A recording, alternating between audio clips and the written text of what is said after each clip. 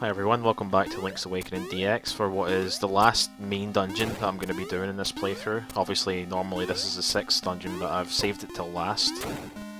Just because it's a little faster that way, plus doing it last means that I can skip some text from the owl, which is always great because he talks forever. So yeah, Phase Shrine, this is one of the better dungeons again, like level 5, it's quite good, I like it. Yeah, I don't really have much to say right now, just gonna go and get, I think, the first key. No, before I get that I'm gonna get the dungeon item, which in a typical speedrun you would actually skip this because it's completely useless outside of this dungeon, but obviously this is 100%, so I do need to get it. Just leave a bomb there, it should kill those two things. Nope, it killed one of them, that's fantastic. I'm actually surprised that one hit. Normally they disappear just before you can actually kill them. So here's the upgraded power bracelet. It's red, which doesn't really make a lot of sense to me. Don't know why they did that. I mean, when I played this game originally, it was the black and white version, so I sort of imagined the original one as like silver and the new one as gold or something like that, but nope, it was grey and red. Anyway, so just plant a bomb here again so I can get back over here with the switches up. I can come up here and lift this part up. I can get in here. Okay, so I'll just grab these arrows. Probably don't need them. I've only got 10 less than what I can hold, which yeah, is what those arrow refills give you anyway. So not bad. So yeah, there's not really too much to say about this. The route that I'm following is pretty simple. I mean, the dungeon itself can be a bit confusing if you don't know what you're doing, but I've done it enough times that I've actually memorized where to go now. So this room right here, the lower half of it down there, is going to be potentially a nightmare later on. It's probably the worst dungeon. The worst room in a dungeon. But anyway, before I get to that, for this room up here, if I can do this just right, I should be able to do it quite quickly. I want to run up, plant a bomb, and then slash them so that they both end up in the bomb. So it should be about here. Okay, cool, I got it. That was the quickest way to do that room, so I can just do a save warp after wasting a bomb, of course, to get back to the entrance. And what do I want to do now? I'm not going to bother changing items, I think. Actually, yeah, I will, because there's just a lot of diagonal movement here, which, as I explained early on in this series, is a lot faster if you have the feather. What's the deal with this thing anyway? They were in Dungeon 2 as well. Oh. I'm pretty sure you need the... Wait, what am I doing? I'm literally going the wrong way. Just ignore everything I just said. I forgot I'm supposed to go right now. That's all I need from the left half of the dungeon. Jeez, it really has been a little while since I've went through this one. Okay, so here's some tiles. These things are in pretty much every Zelda game. It doesn't actually, like... How can I describe this? You don't need to kill these ones quickly, because it doesn't matter when I kill this one, for instance, the next one will always appear at the same time, like it's predetermined before you enter the room or whatever. The only one that matters, if you're trying to be fast, is the last one, because that'll open the door.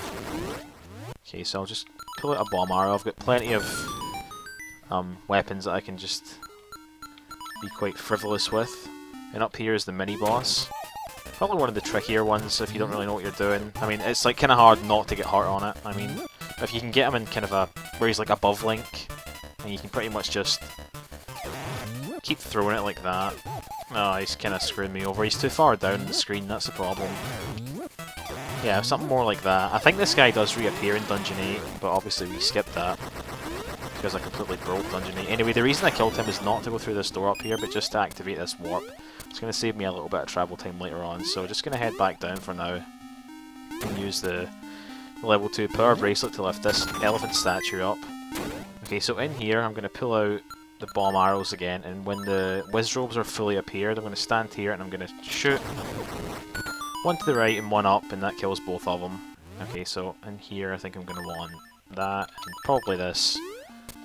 I like to have the hook shot in this area because it means you can quickly kill these things if you have to, and it also means you can, when you get onto this screen just up here, if there's nothing in your way, which there always bloody is, you can hook shot yourself to the chest. Definitely worth it, even though it took like 6 tries. So save warp back to the entrance, now I can take this warp again because I don't have to, so that I don't have to go through all the rest of it, and this time I am going to head up. So just grab that, I guess. And yeah, these like rooms here, they just keep looping infinitely unless you go back down, so yeah, just keep that in mind if you're playing this game. So I can head down here. There's a secret staircase. Like, it looks really cool. I like that colour. It's like a kind of, I don't even know, brownie or something. So over here, more of moving tiles. You can actually just stand in this corner and jump continuously, and they'll pretty much never hit you. I think you have to be like on the ground at the exact frame where they break or something like that for them to hit you, which is pretty rare. Since during a jump, most of the time you're going to be in the air, and that gives you another key, which I can quickly grab. And just up here is, we're approaching that room that I mentioned earlier, which is quite bad. This one here, and the reason it's so bad is because it's completely luck dependent. What you want to do is throw both of these horse heads so that both of them are upright after they land, so I'm going to try and do that. And of course I get it first try. You know what, I'm not going to accept that. I want to show what happens typically, right? Where the luck is just horrible. Yeah, like this kind of crap. This is what you can normally expect, so third try isn't actually too bad, but first try, it's just unreasonable luck. Like, unreasonably good, obviously, but still wasn't expecting that at all. So, yep, just another kind of easy underground room. So, in this section, I'm going to actually use this song for the first time in this playthrough. It's actually the second time, I'm sorry, the first of 2 times that I'm going to be using it at all in this playthrough. If you play it, it'll actually kill all these Poles voices, which is a little known fact, and it just, you know, if you didn't take like 10 years to explain it like I just did, you'd be able to do that room really quickly using that. So for these Dodongos, you actually do need to use bombs to kill both of them. You can't just do one and then exit. I know there's like a way to exit the room at the top right there. It doesn't work the way it did in Dungeon 3, which is kind of weird how they patched it in this one, but not in Dungeon 3. So yeah, just gonna have to kill both of these normally, but that's not a big deal really. It's much easier. It's definitely, see, like, because the pits kind of separate them from you, it's much easier not to get hit. So yeah. Oops, just gonna hookshot across here. Got the power bracelet out because I'm gonna need it for a quote-unquote puzzle that's coming up. So I'll just show off what normally happens. If you open this chest, or it doesn't let you open it, that's what it is. Pressing A and B just do nothing. So I think the owl tells you like the solution for this, but you're supposed to pick up this pot and just throw it at it. So that gives you the nightmare key. Just save warp once again back to the entrance, and I can take the warp again. And I have to go back through that little underground place. I wonder if this, does it work? No, it doesn't. Whatever. It's this one, so I'm going to need my feather, and I think I'm going to put the sword out as well. Ugh, I put them on the wrong buttons. I actually prefer to have the sword on A. I think just because in this game it puts it there by default. Anyway, so in this room, I'm just going to jump around, and they will all fall in like that. And it's really important that you don't fall in there, by the way, because if you do, it takes you back to the entrance. Anyway, in this next room, I'm going to have to be quite quick. You can get all the way over here and push this. You can actually just slash him into the hole, which is a lot quicker than, or it's a lot easier at least than killing him with a bomb. So, just up ahead is a boss, but I actually can't remember what happens if you fill in these. I think it just gives you a fairy or something, doesn't it? It turns them into fairies. Yeah, somebody mentioned actually, and I thought I knew this. Like, if you kill those sparks, or like if you use magic powder on them, it turns them into like a fairy. I did try that in Dungeon 5 and it didn't work, which makes me think that might only have been the case in the oracles or something like that. Anyway, that's enough of that.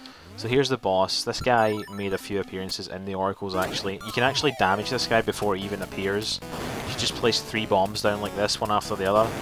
That's 3 of the hits done already, and he only takes 5 bomb hits to kill, so when he stops talking, I'm going to be able to just count like a few seconds, sort of 1, 2, plant a bomb.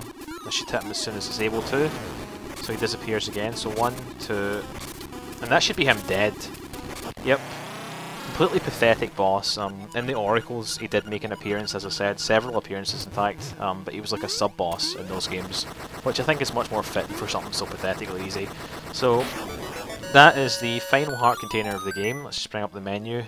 The only thing left to do is to get the 3 photos that I still haven't got, even though I did kind of get most of them already, but whatever.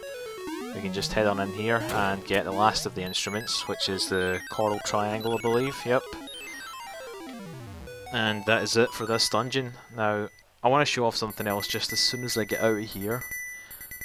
And this is one of the main reasons that I did this dungeon last. I mean, obviously this isn't a speedrun, so it doesn't really matter too much, but it's still nice to sort of stick it to the owl as much as I possibly can. So yeah, it's telling me to go to the mountain, which is normally where you would go for Dungeon 7. We've already done that, but whenever you come down from this screen, the owl talks to you, so I'm going to completely get around that just by playing Mambo's Mambo. Like this, and that's just going to take me straight to the sort of mountain area, the mountain swamp area, which is where I need to be for the next part of this anyway. But yeah, let's just see what's up here. I'm just trying to think what I want to actually do next. I mean, I obviously do need to go and get those photos and stuff, but probably going to leave that for the next video, because it's just... I don't even know if I should show it, because it's kind of stuff I've already seen, except for one of them, I think. I'm just going to quickly double check which ones it is I need, because I just cannot remember for the life of me. I know Bow Wow and the guy on the phone, and I can't remember what the last one is. It's not... Oh, it's the one in the mountain, isn't it? Yeah. So I remembered just as I got in here. Something else I want to point out about this first photo, actually, which I forgot to mention. If, when he's taking the photo, he'll ask you if you're ready. If you keep saying no, then he'll just eventually come up to you and, like, hit you. And then Link will be falling down, and he'll take a picture of that for the first photo. I kind of wish it'd shown that, but doing the tuning glitch would have overwritten it anyway, so who cares?